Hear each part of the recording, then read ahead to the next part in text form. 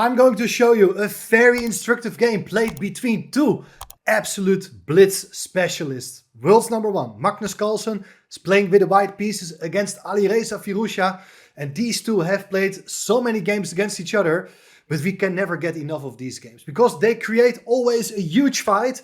And this game is not going to be any different. I'm pretty sure you will enjoy it and learn something from it as well. Let's dive straight into the action. It's a blitz game played on chess.com, title Tuesday. And the time control is only 3 minutes for both players, and every move they get 1 second increment. Let's have a look. If you haven't subscribed to the channel yet, make sure to do that. Thanks for doing so. Here we go. Magnus opens the game with 1 e4, and after c6 we have the Caro-Kann. It's a very popular opening nowadays, as if you're looking for a way to get an unbalanced game, this is the way to play it.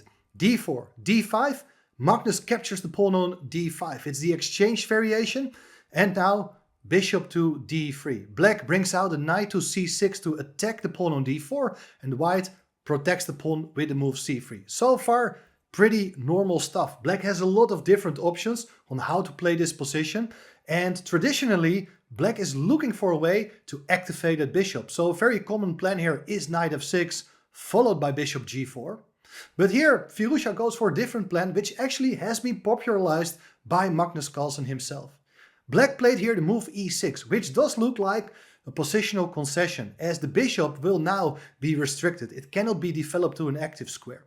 However, things are not so simple. White played here the move bishop to f4, and you know, Magnus played here very often bishop to d6, offering the exchange of bishops, and then later play the move knight e7, and maybe f6 is played, so that later he can try to activate his pawn center by pushing the move e6, e5. Firouzja plays it in a slightly different way. He does play here the move knight ge7. This looks strange because now the bishop from f8 cannot be developed. However, after the move knight f3, he played here the move f6. Super ambitious play by Black, as he is ready for some action. He cannot play the move e5 here yet, because that square has been covered sufficiently by White's pieces. But one of the key plans here for Black is to grab space on the king side with a very active move g7, g5. And well, in that case, the pawns are coming forward, and well, Black is trying to create something on that side of the board. But Magnus played here the move h4, preventing that plan. Now the knight goes to g6 to attack the bishop on f4, bishop goes back to g3, and only now the bishop goes to d6. So finally Black has managed to complete his kingside development, as he is putting pressure against the bishop on g3. But Magnus played the move queen c2. Interesting move, as together with the bishop he is attacking the knight on g6, threatening to take that piece with check. So how is Black going to deal with that? Well, Firouzja played here the move knight c2 e7, overprotecting the knight.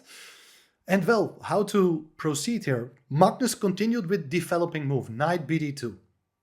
And it's interesting that he doesn't mind the doubling of pawns here on the g file. Like Black could have taken here on g3, and are these pawns weak or not? It's difficult to say. Of course, White also does have some open files and ideas to push his pawns on that side of the board. But anyway, Firouzja played differently. He played knight f4. He hits the bishop on d3, but after bishop takes f4, bishop takes f4, now all of a sudden the pawn on h7 might be hanging. It's difficult to say if the pawn is really hanging or not. Anyway, Magnus didn't want to take the pawn yet. He played g3, attacking the bishop. If the bishop is gonna take on d2, then we have the same sort of material left on the board. Black will be settled there with bad bishop on c8, so that is not too great, and therefore Firouzja decides now to keep bishop on the board. Bishop h6. I think it's a nice move, but look at this.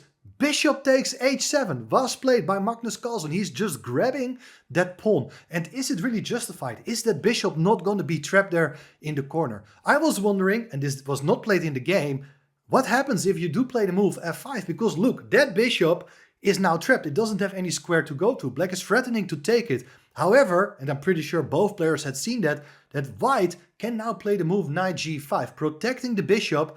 And if you do take the knight, you can recapture with the h-pawn, and the h-file is opened, and the bishop has been saved. Cannot easily be attacked. It's a strange position, but looks like White is in good shape there. let's get back to the game. Instead of the move f5, black played here the move bishop d7. He continues developing his minor pieces, but now after bishop d3, white has won a pawn. Does black have compensation? Absolutely. He played here the move queen c7, white castled, and so black also castled. So where is black's compensation? After rook h2 e1, he puts the king on b8, so it's long-term compensation. There's nothing immediate here yet, but the king is safer there on b8. White played king b1, same idea, so that you can move the knight, it's no longer pinned. Knight goes to c6, and after knight to b3, here, black play the move e6, e5. That is what black's strategy had all been about. He wants to occupy the center with his pawns, and if black were allowed to play one more move, he would go for the move e4, attacking the bishop and the knight on f3. But Magnus played an excellent move. He sees the threat and stops it by playing the move bishop to f5, offering the exchange of pieces. Now black continues here with the move e4. Excellent move, disconnecting the queen from the bishop. So queen no longer defends that piece, and black is setting up a double attack against the knight and against the bishop. Bishop takes d7 was played, queen takes d7, so the knight is still hanging. The knight goes back to d2, and well, white is up a pawn, but you see that thanks to the pawn on e4, black has managed to grab some space in the center, and it's not easy for white at all to activate his own forces. Well, maybe white wants to go knight c5 to attack the queen, and therefore black played here the move b6. So what should white do? How should white try to open up the position? How should he activate his pieces? Not so simple. Maybe a move like knight f1. That's a move which I do like quite a lot. Intending to put a knight on e3, maybe to go c4 at the right moment. Looks like white is still solid, but Magnus played aggressive move. He played here the move f4. Why did he play that move? Because he does create a protected passed pawn by advancing the pawn from f2 to f4. Well, he wants to prove that the bishop on h6 is not such a good piece. However, black played rook c8. What's the idea there? Well, he wants to go for knight b4 to attack the queen, exploiting the pawn on c3 being pinned. So white played here a3 to cover the b4 square one more time. And now black played an excellent move, g5, putting pressure against the pawns on the king side, attempting to liberate that bishop from that poor square h6. Pawn takes g5, pawn takes g5. I mean, white can take one more time, but after bishop takes g5, okay, white is up an extra pawn, but this pawn is not so great. I mean, black is quite active. Ideas to attack the pawn one more time, two more times, who knows. So Magnus instead played here the move h5. He wants to keep as many pawns as possible on the board, but now, thanks to the move g4, that pawn looks quite vulnerable. I mean, black has already ideas here, for instance, to give up the bishop for the knight and take the pawn on h5. White therefore played knight f1. And here I think black, despite being a pawn down, is not doing badly here at all. There are various ways of playing, and I don't think the h-pawn is dangerous at all. If I were black, I would seriously consider moves like rook f8, try to infiltrate with the rook and put pressure, try to get the rooks in. And well, there's quite a bit of compensation. There are also plans to put the queen on f5 and pick up the pawn on h5. But here in the game, Firouzja chose this plan with bishop to g5, attacking the pawn on h5 with the rook. Queen e2 is an excellent move. After rook takes h5, Magnus activates the knight by going to h2, attacking the pawn on g4. Black continued here with rook h3, attacking the pawn on g3. And now, this is always an interesting moment in chess. Are you going to take the pawn or are you going to defend against the threat here? Well, apparently, something like rook g1 is a very solid move. First defend the weakness and then you're preparing to take the pawn on g4. But, okay, it's a blitz game. Magnus wanted to activate his knight as quickly as possible. He took the pawn with that piece, rook takes g3, and now he played the move rook g1, offering the exchange of knights. Rook takes g1, rook takes g1. How should we evaluate such a position? Now the king side has been cleared and black does have a protected passed pawn. I imagine that a lot of people would think that black is better here, thanks to that long-term asset, the protected passed pawn. However, I think in positions with major pieces only, it's all about king safety. And I dare to say that white's king is safer than black's. Why? I think the extra pawn is quite useful. And well, white has now clear ideas to go into the direction of that black king. Let's see how Magnus does that. Bishop f4 and now rook f1, attacking the bishop. And still, play is not forced at all, but you see black needs to react here. He got to do something about that bishop. Now probably the best move, and I think it's a difficult move to play, is rook to f8. Why is this a difficult move? You're defending the bishop, but you're placing your bishop in a pin. So it's not easy to move the bishop. Well, maybe the bishop can go back to d6 and then you try to exchange rooks, and that will reduce the pressure on the black king. So I think rook f8 is a good idea, not only to defend the bishop, but try to initiate the exchange of rooks. Instead, they follow the move bishop to c7. So the bishop is going back, trying to guard the king, but here the knight comes to e3. That is an excellent move. The knight is the best blockading piece in the game of chess, and as it's here, not only stopping the pawn, but it's also eyeing the pawn on d5. Knight e7, overprotecting the pawn on d5, but now the rook comes in to f7. And this is a huge problem for black, because the rook is going to exert a lot of pressure here, tying down black's pieces. Queen to e6 was played, attacking the rook, and Magnus moved the rook to h7, far away, so the rook cannot be attacked one more time. If you do play queen g6, the knight on e7 will be hanging. Therefore, there followed here the move rook f8. Do you understand the plan? Well, it's obvious that black really wants to go here for the move rook f7 and try to exchange as many pieces as possible.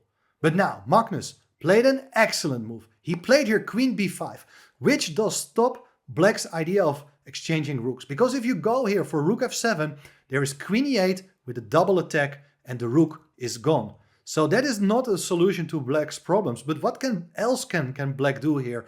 The problem is that with the queen on b5, there is a lot of pressure. And one of the main threats is in fact to jump in with a knight to c5, to attack the queen and exploit the fact that the pawn on b6 is pinned. It cannot take the knight.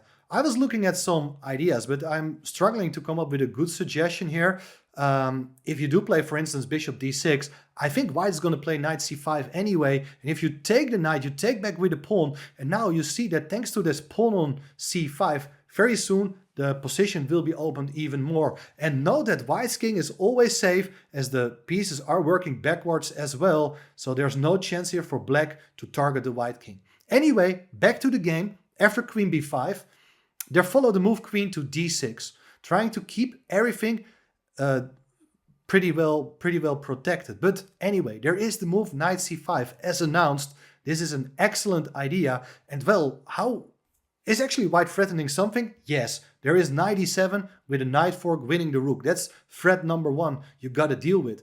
So for instance, if you want to take the knight, which is not possible now, you may consider moving the king into the corner. King a8 was not played in the game. Why not? Because b takes c5 is a threat. There is this idea of taking the knight on e7. Rook takes e7 and it's game over. If you take the rook, it's queen c6 with check. King has to go back. You go queen b7 with checkmate thanks to that knight. Fantastic idea. The alternative, instead of taking the rook, is to take the knight on c5. But in that case, a really strong idea is to take with the knight on d5, a very important pawn protecting the rook. And if you do take the knight, well, there is rook takes c7 and white has a massive attack. He has managed to win a pawn and the game is actually over. Note that once again, there's no time here for rook f1 as the queen is so both defending and attacking at the same time.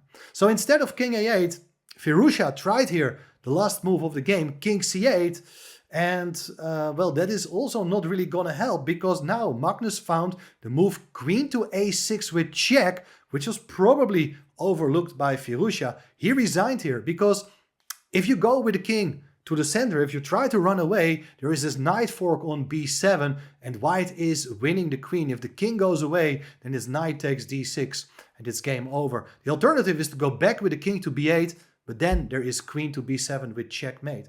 So it's quite remarkable, yeah, how quickly Magnus Carlsen managed to bring his pieces into the attack. You may have expected the game to end in a boring draw after all the pieces on the king side were exchanged, but well, very soon you saw that the king on b8 was quite vulnerable and white managed to exploit that main problem in black's position. Let me know what you think of this game. I think it was a very instructive game, showing that king safety is really important also when pieces are coming off the board towards the end game. You see queens and rooks, they are really dangerous, especially joined by a knight. So many little tricks are in the air, and Magnus took advantage of it in a very impressive way. Well, let me know what you think. Subscribe to the channel, like this video, make a PayPal donation. You know how to support the channel. And then very soon we are back with more action from the World Chess Championships in Singapore. Stay tuned for more. Bye bye.